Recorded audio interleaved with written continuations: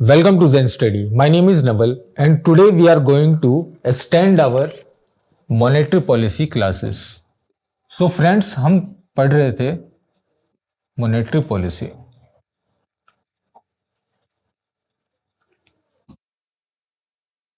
और आज हम इसका सेकंड क्लास देखते हैं। जो आगे की कंसेप्ट है वो मैं आपको बता रहा हूं। तो हमने पढ़ा था quantitative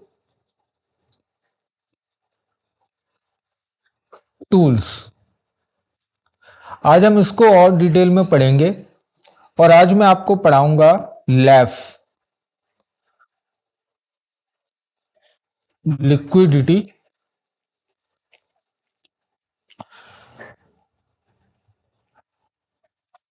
adjustment facility rates.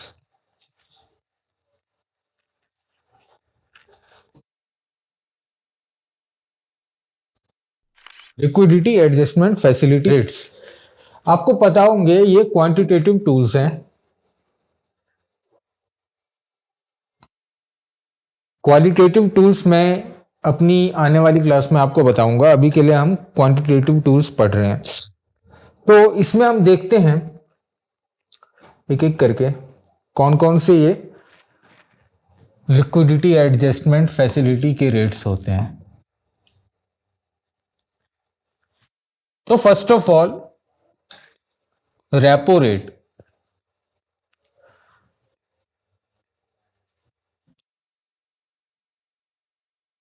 Repo का मतलब होता है रीएडजस्टमेंट फैसिलिटी।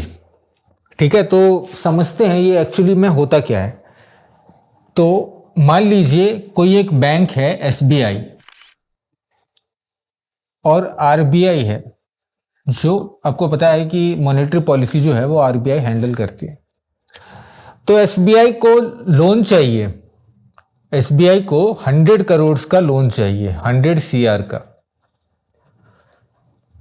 तो एसबीआई क्या करेगी, एसबीआई जो है वो आरबीआई के पास जाएगी। जो एसबीआई का जीसेक है, सिक्योरिटी है या टी बिल्स है, वो इसको आरबीआई के पास गिरवी रखेगी और आरबीआई इसको 100 करोड़ लोन में देंगे। ठीक है, मैंने आपको क्या बताया कि एसबीआई को 100 करोड़ की रिक्वायरमेंट है। तो एसबीआई क्या करेगी, एसबीआई आरबीआई के पास जाएगी और आरबीआई से बोलेगी कि आप मेरा जीसेक ले लीजिए एज ए कोलेट्रल, और उसके बदले आरबीआई एसबीआई को 100 करोड़ का लोन प्रोवाइड करेगी। ये होता है।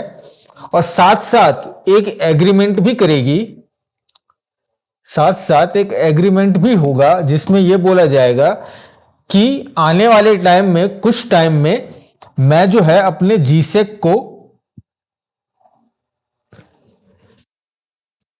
वापस ले लूंगी। ठीक है, जो एसबीआई बोलेगा कि मैं अपने जीसेक को वापस एक फ्यूचर डेट में इसको वापस ले लूंगा। ठीक है, तो इसलिए इसको बोलते हैं रीपर्चेज एग्रीमेंट, यानी रेपो का मतलब होता है repurchase agreement. Hope you got my point. मतलब अभी तो लोन लिया ही जीसेक को गिरवी रख के, लेकिन एक फ्यूचर डेट में इस जीसेक को मैं वापस ले लूंगी। ठीक है, और उसका जो रेट होता है, जिस रेट पे लोन दिया है, ठीक है, कि मान लो 100 करोड़ का लोन तो दिया है, लेकिन जब जीसेक ये वापस लेने एसबीआई को आएगा तो उसको जो है 100 नहीं देना पड़ेगा, 100 के बदले मान लीजिए 104 देना पड़ेगा या 105 देना पड़ेगा। तो जो इंटरेस्ट रेट है यानी 4% और 5%, this is called as repo rate.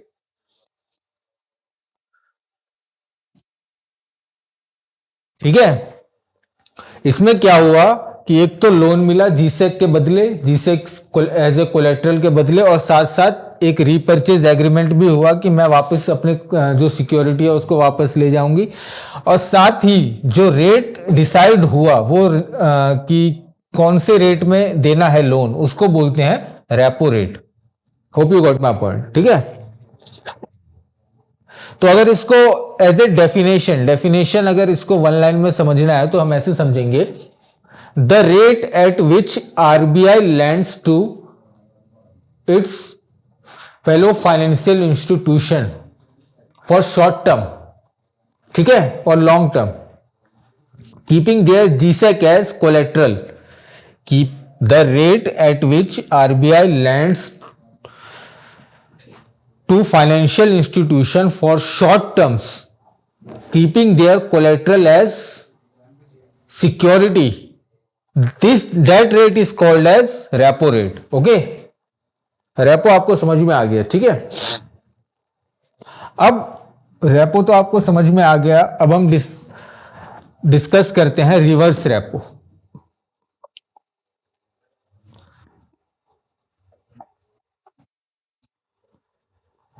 Repo में मैंने क्या समझाया था कि एसबीआई है और आरबीआई है।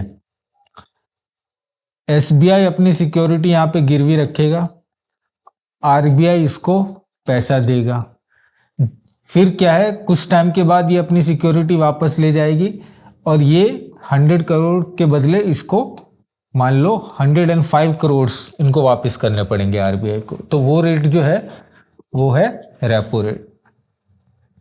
रिवर्स रेपो में क्या है, मान लो एसबीआई है और आरबीआई है,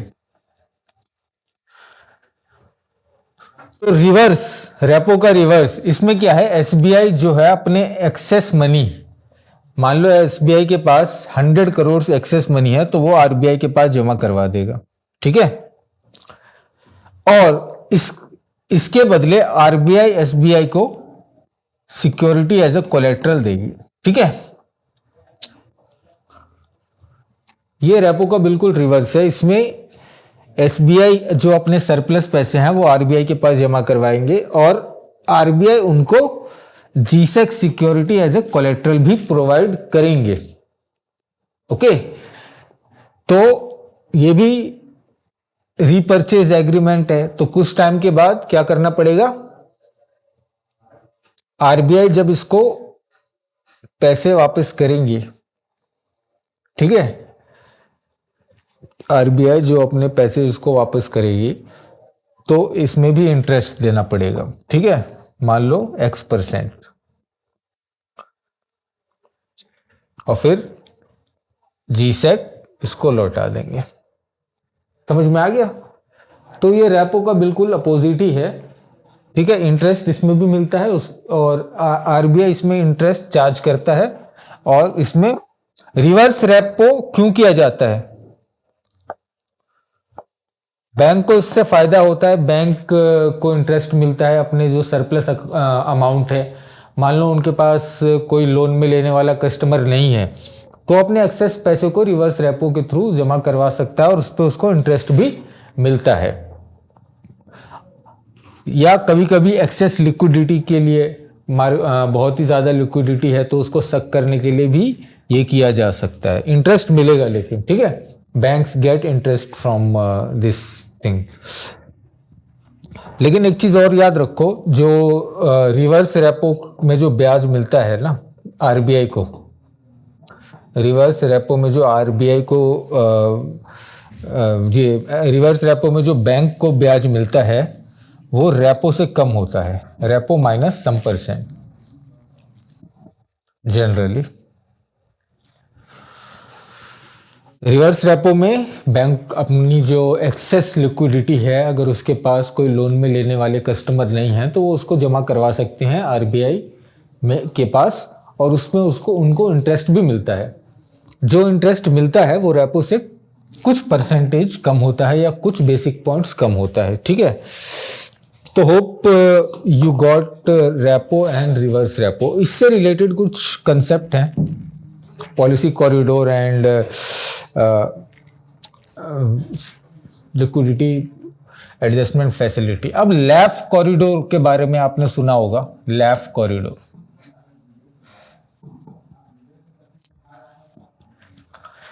लैफ कॉरिडोर का मतलब हुआ liquidity adjustment facility corridor. What do you mean by that? अभी मैंने आपको रेपो और रिवर्स रेपो समझाया है, इससे रिलेटेड मैं आपको दो टर्म और समझाता हूं। वो टर्म है एसडीएफ और एमएसएफ। अब देखिए ये टर्म्स क्या क्या है। एसडीएफ यानी standing deposit facility, standing deposit facility. Reverse repo में अभी मैंने आपको क्या समझाया था कि जो बैंक है वो आरबीआई को अपना सरप्लस मनी देगा, यानी 100 करोड़ अगर है तो 100 करोड़ दिया और आरबीआई इसको सिक्योरिटी देगी। आरबीआई इसको जीसेक सिक्योरिटी देगी। जब ये सिक्योरिटी वापस लेने जाएगा आरबीआई तो बैंक को पैसे देने पड़ेंगे इसको वापस, कुछ ब्याज के साथ, ठीक है, 100 CR प्लस X%। तो ये बैंक का फायदा हुआ। बैंक ने अपना पैसा जमा करवाया, आरबीआई ने उसको गिरवी में दिया सिक्योरिटी। जब बैंक अपना पैसा वापस मांगने, जब बैंक जीसेक इसको वापस लौटाएगा तो आरबीआई जो है पैसा इसको वापस देगी कुछ सिक्योर इंटरेस्ट रेट के साथ, ठीक है। अब सेम प्रोसेस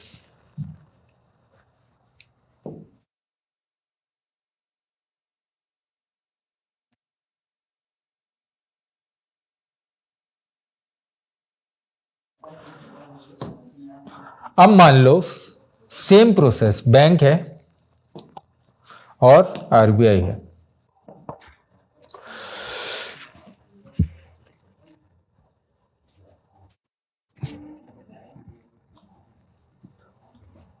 एसबीआई है मान लो। तो एसबीआई ने क्या किया, अपने 100 करोड़ जो उसके पास सरप्लस फंड थे वो आरबीआई के पास जमा करवा दिया, ठीक है। और आरबीआई ने यहां पे कोई नो सिक्योरिटी, कोई सिक्योरिटी नहीं दिया इसको उसके बदले, ठीक है। इसने अपना जो सरप्लस इसका फंड था 100 करोड़ वो तो जमा करवा दिया इसके पास, लेकिन आरबीआई ने इसके बदले उसको कोई सिक्योरिटी नहीं दी, नो सिक्योरिटी। रिवर्स रेपो में देता था सिक्योरिटी, इसमें नहीं दी। इस प्रोसेस को हम बोलते हैं स्टैंडिंग डिपॉजिट फैसिलिटी, ठीक है। फर्क बस इतना ही है कि रिवर्स रेपो में सिक्योरिटी आरबीआई को देनी पड़ती थी बैंक को, स्टैंडिंग डिपॉजिट फैसिलिटी में सिक्योरिटी जो है आरबीआई को नहीं देनी पड़ती एज ए कोलेट्रल, और बैंक का पैसा भी वो सक कर लेती है, ठीक है। Hope this got you got this point. तो आपको लगेगा कि फिर बैंक जो है एसडीएफ में पैसा क्यों जमा करवाए, है ना, वहां तो उसको कुछ फायदा भी नहीं है। सोचिए इसके बारे में।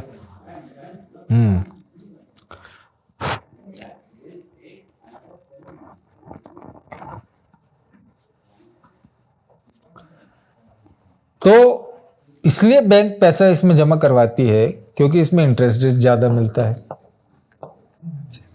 इसमें इंटरेस्ट रेट ज्यादा मिलता है। कितना ज्यादा मिलता है, मान लो रेपो रेट 6.50 है तो उससे 0.25% ज्यादा मिलता है, यानी 6.25 है ना, 6.50। तो मैंने अभी आपको क्या समझाया कि जो एसडीएफ है, स्टैंडिंग डिपॉजिट फैसिलिटी, उसमें आरबीआई को एज ए कोलेट्रल जीसेक नहीं देना पड़ता बैंक को, बट रिवर्स रेपो में आरबीआई को कोलेट्रल देना पड़ता था G Sec as a security bank को। तो एसडीएफ से क्या फायदा हुआ, एसडीएफ में तो आरबीआई को सिक्योरिटी भी देना पड़ेगा, और बैंक रिवर्स रेपो में तो बैंक को कोलेट्रल भी मिलता है, लेकिन एसडीएफ के थ्रू तो उसको कोलेट्रल भी नहीं मिलेगा। पर्पस दोनों का सेम है। तो बैंक क्यों पार्क करे अपना access liquidity in SDF window?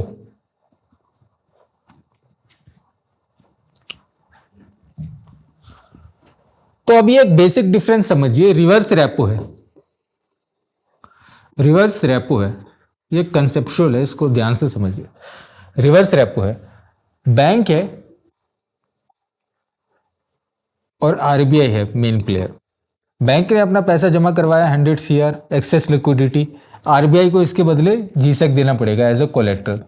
Okay, now it's a repurchase agreement, so whenever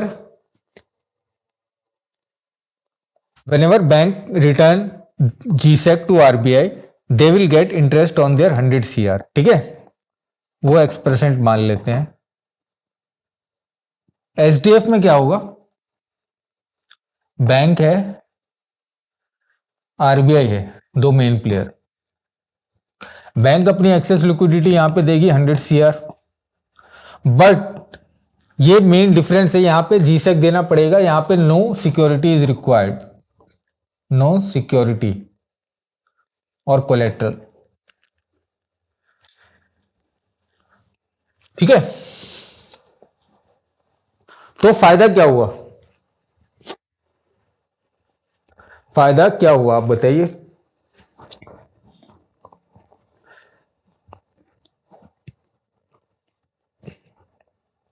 फायदा यह हुआ कि अगर मान लो मार्केट में बहुत ही ज्यादा लिक्विडिटी है, access liquidity, so RBI can use SDF window,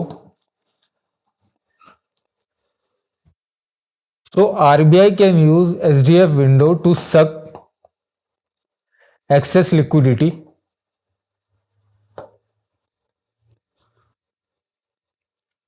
without giving any collateral,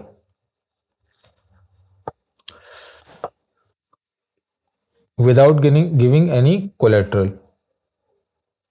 ठीक है, here it has to give collateral as GSEC। Okay, अब बीच में हम एक और कंसेप्ट को समझते हैं। अब मैं दोबारा से रेपो पे जाता हूं। रेपो पे, रेपो में क्या था कि बैंक को लोन लेना था। ठीक है, बैंक को लोन लेना था रेपो में। आपको पता है कि जो बैंक को का एसेट और लायबिलिटी क्या होती है। ठीक है, एसेट को देखते हैं और लायबिलिटी को भी देखते हैं।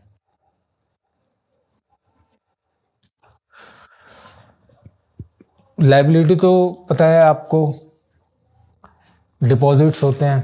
ठीक है, डिपॉजिट्स होते हैं, यानी डिमांड डिपॉजिट हो गए या टाइम डिपॉजिट हो गए।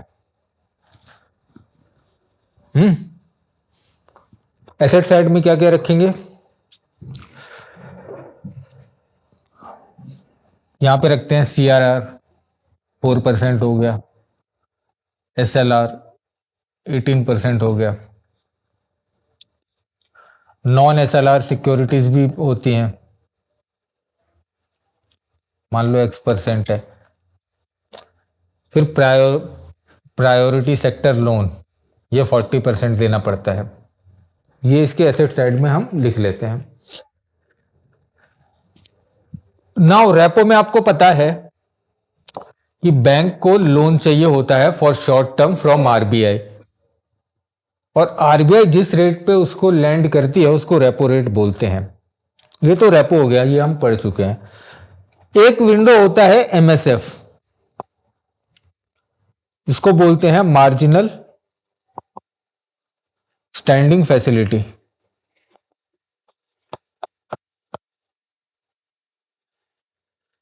इसमें क्या होता है?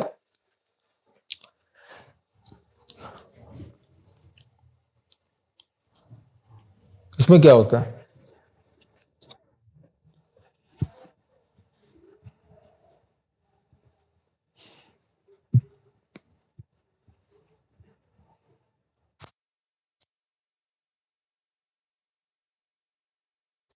बताइए।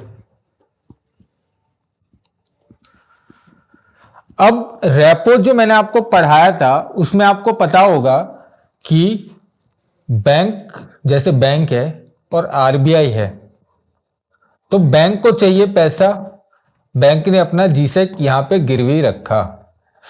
ये जो जीसेक यहां पे वो गिरवी रखेगा वो इधर से आनी चाहिए, नॉन एसएलआर कोटा वाली सिक्योरिटी से, ठीक है। अगर जीसेक जो उसने collateral as a collateral RBI के पास रखा है वो नॉन एसएलआर कोटा में से आनी चाहिए फॉर रेपो।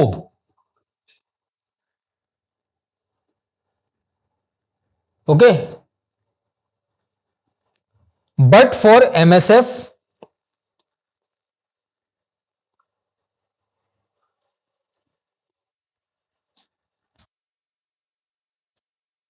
आपने बंद करके ऑन करेगा। ठीक है। बट फॉर एमएसएफ जो कोटा, जो सिक्योरिटी बैंक जो है आरबीआई के पास गिरवी रखेगी वो एसएलआर वाले कोटा में से भी रख सकती है, ठीक है। तो here G Sec from SLR. Repo में नॉन एसएलआर कोटा वाली सिक्योरिटीज को गिरवी में रखना था, एमएसएफ में एमएसएफ के थ्रू अगर लोन लेना है तो एसएलआर कोटा वाली सिक्योरिटी को डिप कर देंगे, ठीक है। तो हम इसको एज ए कंक्लूड करते हैं कि ये क्या था, रेपो था। यहां पे क्या था, S D F and M S F, ठीक है। It is 6.50, it is 6.50 minus 0.25, okay, and 6.50 plus 0.25, so it comes as 6.75, 6.50, 6.25. These are rates, ठीक है। एसडीएफ आपको पता है, एसडीएफ क्या बोला था, यहां reverse repo operation, reverse repo operation without using G-sec, ठीक है। और एमएसएफ में क्या बोला है, हियर रेपो ऑपरेशन, एमएसएफ में repo operation using SLR security, ठीक है। तो ये जो फ्लोर बना 6.75 से लेके 6.25, इसको बोलते हैं, इसको क्या बोलते हैं बताइए। ये जो फ्लोर बना 6.75 से लेके 6.25, इसको बोलते हैं policy corridor.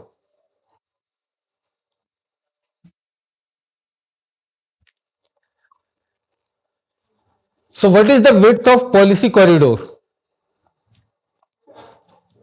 What is the width of policy corridor? तो इट इज 6.75 यहां पे है, 6.25 यहां पे है, यानी 0.50 is the width of policy corridor, okay.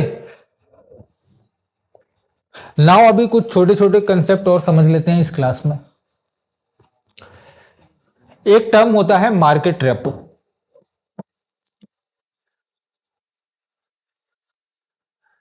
इस टर्म का यूज तब करते हैं जब आरबीआई इन्वॉल्व नहीं है, आरबीआई इज नॉट इन्वॉल्व, और दो और more than two financial institution do repo operation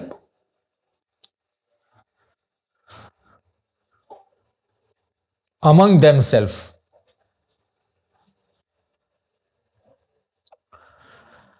मतलब क्या हुआ कि जो मार्केट रेपो है उसमें आरबीआई इन्वॉल्व नहीं है, RBI is not a player, but two और मोर फाइनेंशियल इंस्टीट्यूशन यानी बैंक, एनबीएफसी, वो आपस में ही रेपो ऑपरेशन कर रही है, उसको बोलते हैं हम मार्केट रेपो, ठीक है। Now current repo,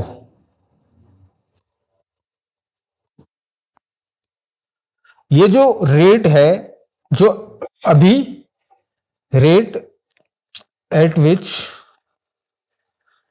RBI lending to its partners, ठीक है, जो अभी है राइट नाउ, ठीक है, इसको बोलते हैं करंट रेपो। नाम से ही पता चल रहा होगा करंट रेपो।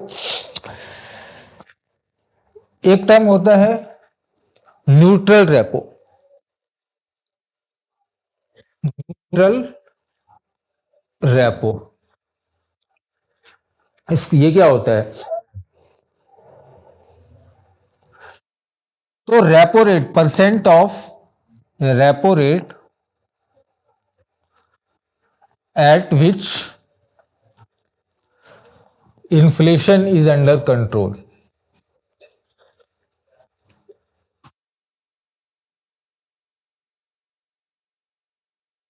न्यूट्रल रेपो का मतलब होता है कि परसेंट, रेपो का वो परसेंट जहां पे इन्फ्लेशन जो है अंडर कंट्रोल रहे, उसको बोलते हैं टर्मिनल और न्यूट्रल रेपो रेट। एक और कंसेप्ट होता है नायरू। नायरू इसको बोलते हैं नॉन एक्सेलरेटेड इन्फ्लेशन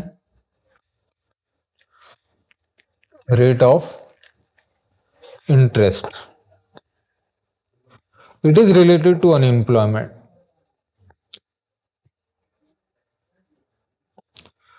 ये आप अपनी जो बुक्स हैं उसमें इसको पढ़ के आइए, और जो फर्दर एक्सप्लेनेशन होगा मैं आपको आने वाली क्लास में इसके बारे में और बताऊंगा, ठीक है।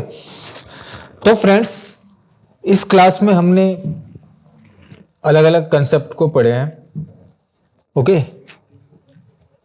और इसके बारे में नायरू जो है इसके बारे में आप प्लीज पढ़ के आए अपनी नेक्स्ट क्लास में।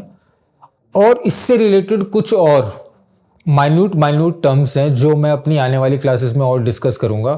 फिलहाल फॉर टुडे दैट्स ऑल, और इस सीरीज को हम ऐसे ही आगे बढ़ाएंगे। अभी मॉनेटरी पॉलिसी में और भी इंपॉर्टेंट कंसेप्ट है जो आने वाली क्लासेस में और डिटेल से मैं डिस्कस करूंगा। बट मैं आपको ये बता देना चाहता हूं कि जितने भी कंसेप्ट मैं बता रहा हूं वो बिल्कुल थोरोली बता रहा हूं आपके एग्जाम पॉइंट ऑफ व्यू से। So keep studying and we will meet in next class. Thank you.